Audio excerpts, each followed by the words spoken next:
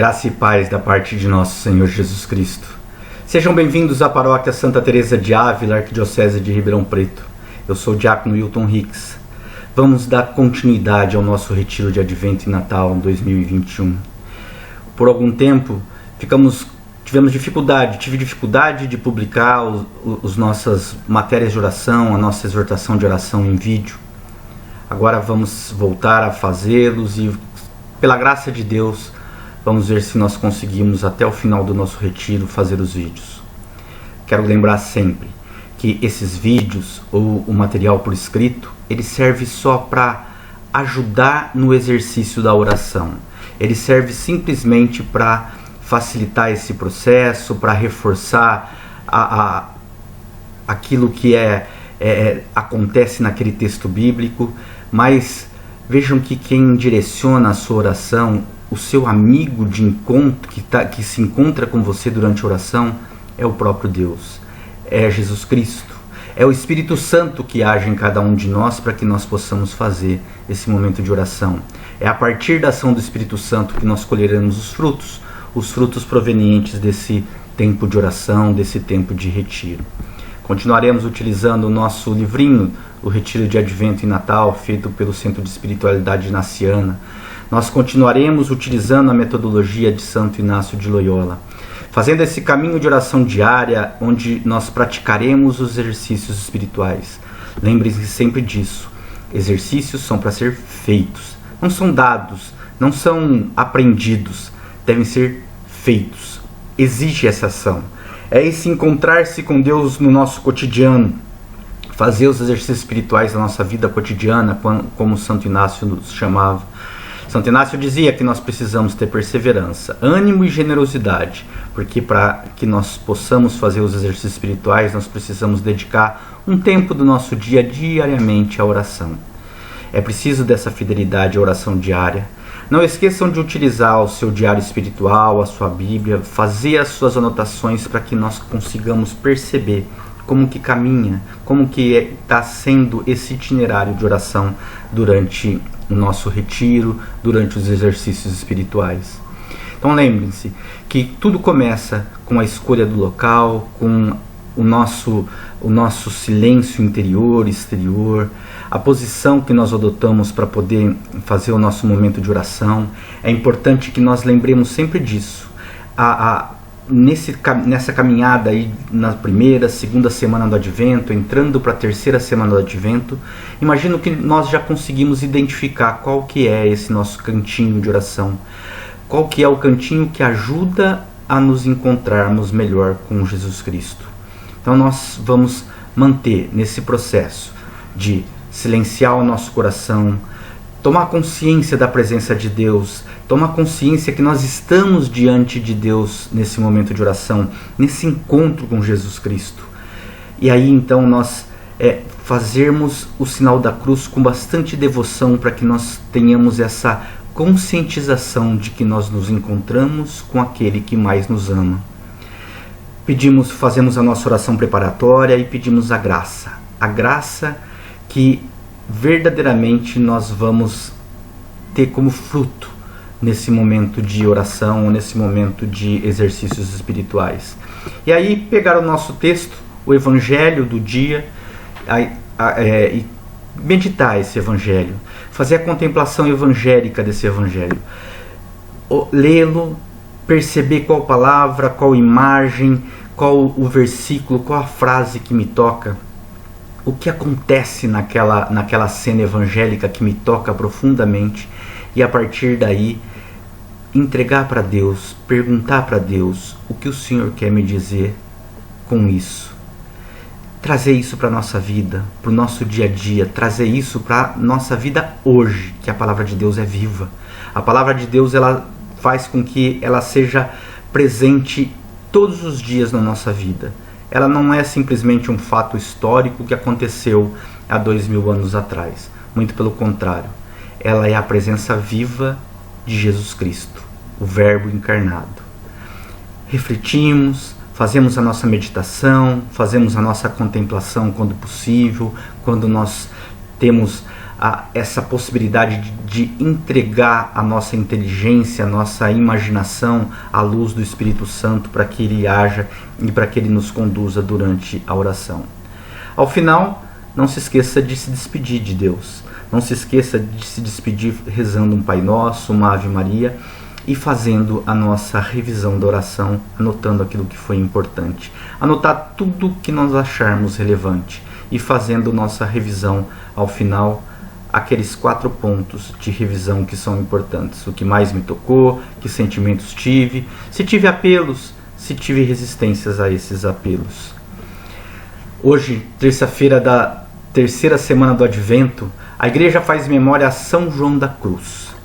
São João da Cruz é um carmelita, um presbítero, também doutor da igreja, amigo próximo, grande colaborador de Santa Teresa de Ávila para a reforma do Carmelo.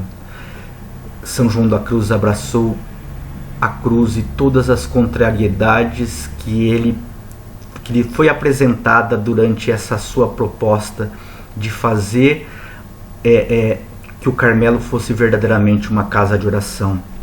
São João da Cruz, assim como Santa Teresa, era um grande místico. Tinha êxtase e visões durante seus momentos de oração. Chegava a levitar junto com Santa Teresa quando os dois se encontravam para rezar juntos. É o grande reformador da Ordem Carmelita Descalça junto com Teresa. Teresa reformou o Carmelo feminino e São João da Cruz reformou o Carmelo masculino, a parte masculina do Carmelo. Então, eles são os fundadores da Ordem Carmelita Descalça. Obviamente que isso tudo começou com Teresa de Ávila. Ela foi a precursora, ela foi quem batalhou muito para que aquilo tudo acontecesse, mas viu em São João da Cruz alguém disponível para fazer a vontade do Pai. E é exatamente isso que nós vamos meditar, que nós vamos contemplar no Evangelho de hoje. Jesus que está no embate com os sacerdotes e que mostra para eles que é necessário que nós tenhamos disponibilidade para fazer a vontade do Pai. E nós? Nós desejamos realizar no mais íntimo de nossa alma verdadeiramente a vontade de Deus, a vontade do Pai na nossa vida, ou não? Ou nós queremos sempre que Ele faça a nossa vontade, Ele faça aquilo que nós achamos ser o melhor para nós? Reflita sobre isso, leve isso para o seu momento de oração.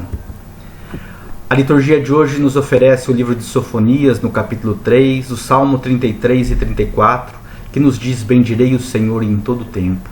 E o Evangelho de Mateus, no capítulo 21, versículos de 28 a 32. No momento da sua oração, não esqueça de ir para o seu local, fazer a ambientação, coloque a sua cruz, acenda o seu minicírio, acenda a sua vela, faça a leitura do texto proposto, né? Esteja sempre com você a Sagrada Escritura, a Santa Bíblia e seu diário espiritual.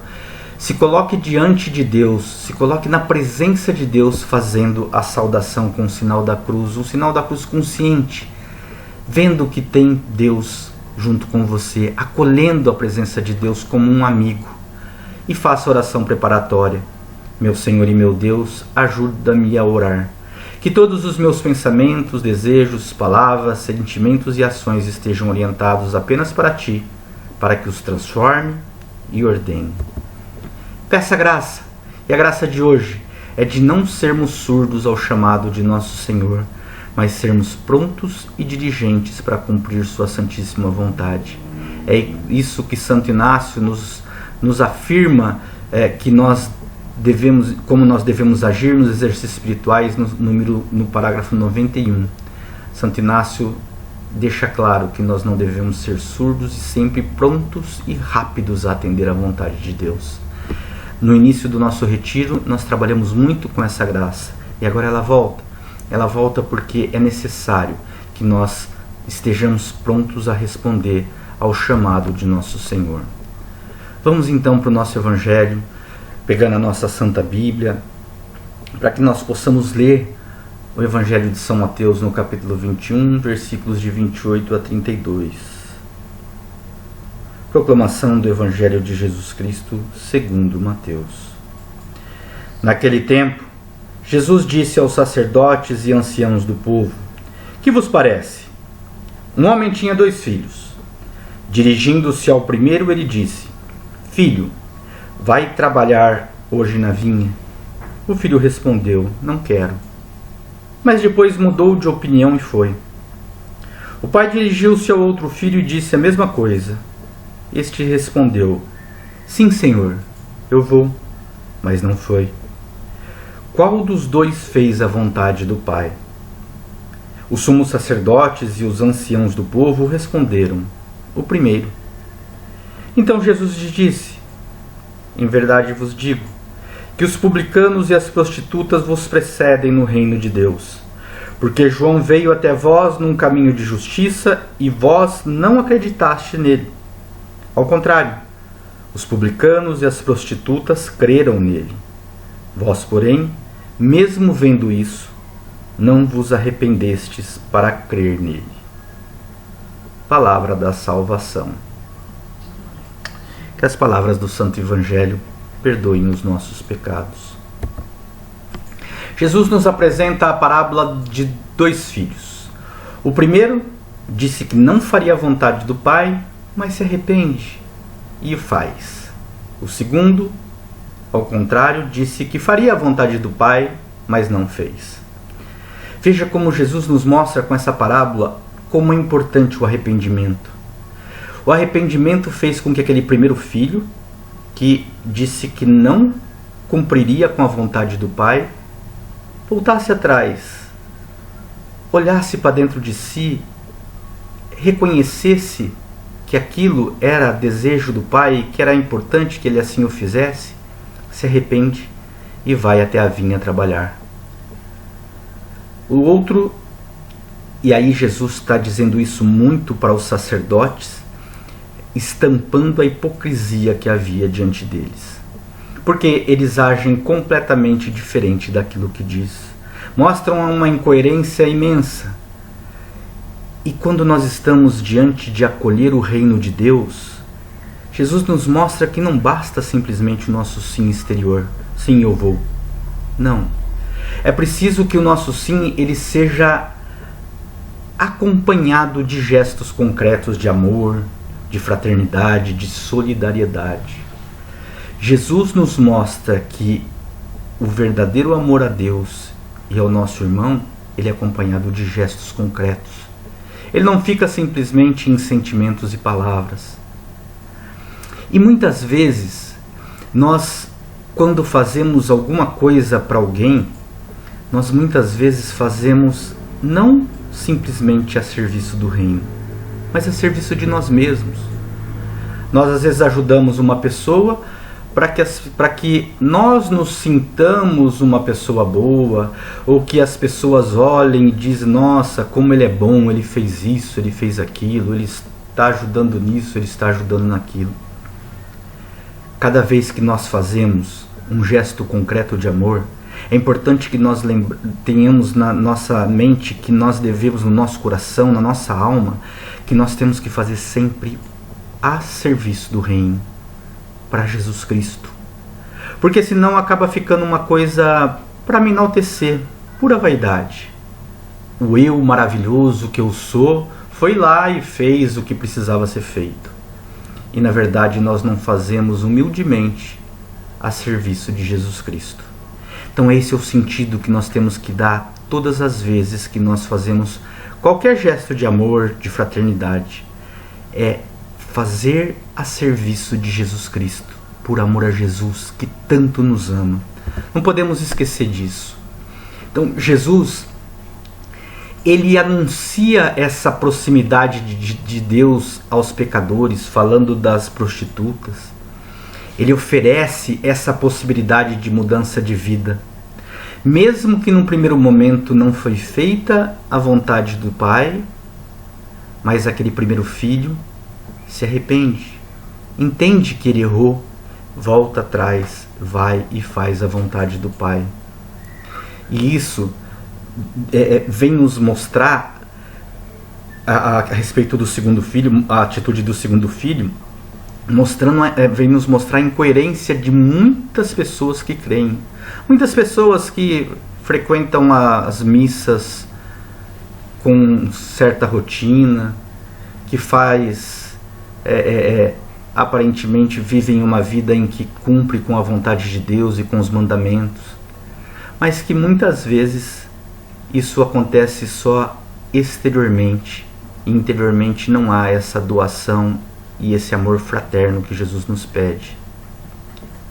E que atitude tomamos frente à vontade do Pai? Quando Ele nos pede que nós façamos, nós simplesmente obedecemos formalmente porque é o meu Pai e eu preciso fazer, é Deus, eu preciso fazer?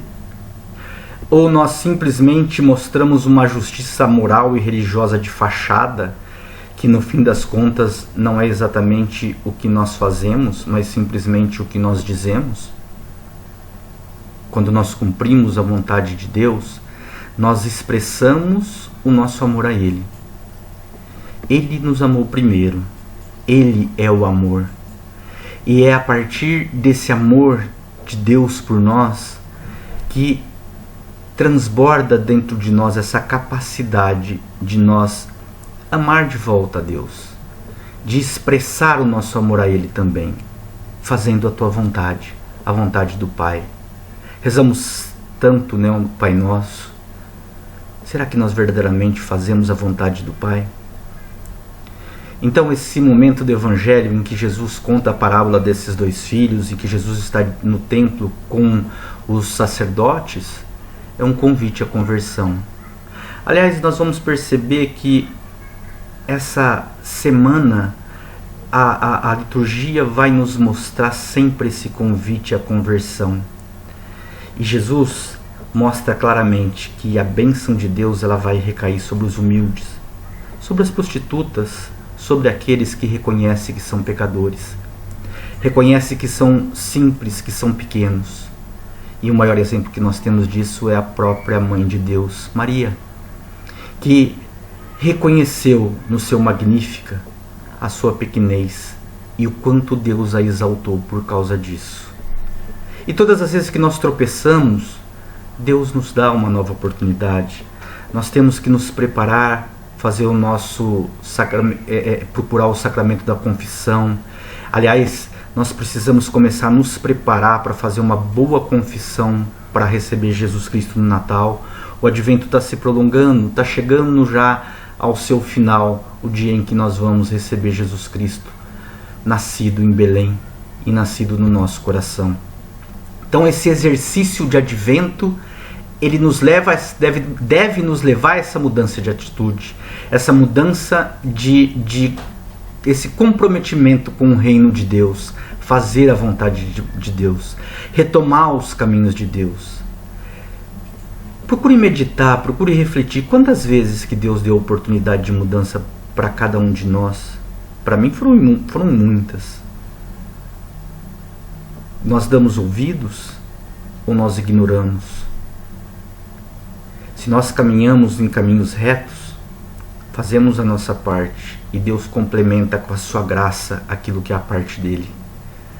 O segundo filho, aliás, o primeiro filho, que nos mostra como pecador, ele se arrepende e se converte. Ele faz a vontade do Pai, depois de perceber que ele é pecador, de que ele deveria se arrepender. Deus perdoa e o acolhe. Jesus já nos disse que não adianta que muitos me louvam só com os lábios, mas o seu coração, a sua alma, as suas atitudes não são dignas de louvor a Deus. Então sempre lembramos disso. Observe no seu momento de oração Jesus no templo com os sacerdotes, sereno, mostrando a necessidade de conversão a cada um daqueles homens. E você ali ouvindo Jesus como sacerdotes, qual sua reação ao convite de conversão que Jesus faz? A nos mostrar que precisamos nos arrepender e fazer a vontade de Deus. Você ouve esse chamado a cumprir a vontade de Deus? Com qual dos filhos você se identifica? Como você dá o seu sim a Deus no seu cotidiano? O que você faz no seu dia a dia para responder à vontade de Deus? Santo Inácio, nos exercícios espirituais, diz que é preciso que nós façamos um exercício de contemplar para alcançar o amor. E ele nesse exercício de contemplação para alcançar o amor, ele fala que nós precisamos ter presente duas coisas. Primeiro, que o amor consiste mais em obras do que em palavras. E segundo, que o amor é a comunicação de ambas as partes. Ou seja, quem ama dá e comunica o que tem ou pode a quem ama. Por sua vez, quem é amado dá e comunica o que ama. Então é uma troca, é um relacionamento. De certo modo que se um tem ciência, honras, riquezas, dá a quem não tem, e assim mutuamente. É assim que Deus sonhou o nosso mundo, que nós pudéssemos amar, dando aquele o que nós temos de sobra e recebendo daquele o que nós precisamos. E é assim que nós devemos nos relacionar a Deus, dando a Ele o nosso sim, e Ele vai nos ajudar com a nossa santificação. Não esqueçam de anotar que palavra de Deus mais te tocou, quais sentimentos predominaram no tempo de oração, e se sentiu algum apelo à conversão, algum desejo, alguma inspiração, e quais foram as resistências que sentiu frente a esse fruto da oração. Anote, faça a sua revisão de oração, não deixe de fazê-lo. Que nós possamos ter o Espírito Santo nos guiando nesse movimento de oração. Que o Espírito Santo possa nos conduzir para que nós possamos ouvir e aceitar a vontade de Deus na nossa vida, dando nosso sim. O Senhor esteja convosco, que desça sobre cada um de vocês, sobre o momento de oração, nesta terça-feira da terceira semana do Advento, a bênção do Deus Todo-Poderoso, que é Pai, Filho e Espírito Santo. Amém. Até o nosso próximo encontro.